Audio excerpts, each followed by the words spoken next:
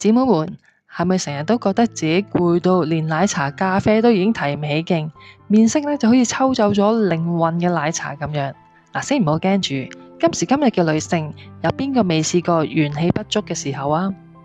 捱夜煲劇、食外賣，工作壓力又大，結果頭髮就好似蒲公英咁樣咁稀疏。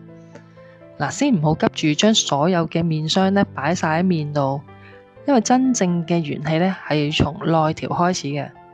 常見嘅5點，有人覺得飲紅棗杞子茶就可以保命，結果越飲就越上火；亦都有人鍾意跟風買好貴嘅補品，結果放晒喺廚房裏面鋪陳。其實養生就好似談戀愛咁，要講究對症下藥。譬如經常用電腦嘅姊妹可以試下菊花杞子決明子護眼套裝啦。手腳冰冷嘅你就嚟一個桂圓紅棗山薑嘅暖宮特飲。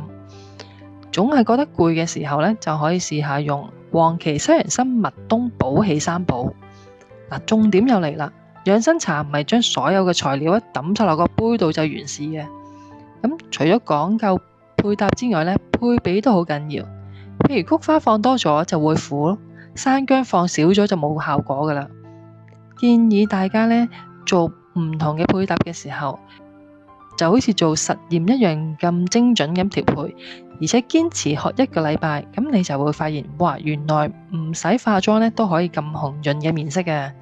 記住，真正嘅元氣係由好好飲水開始嘅。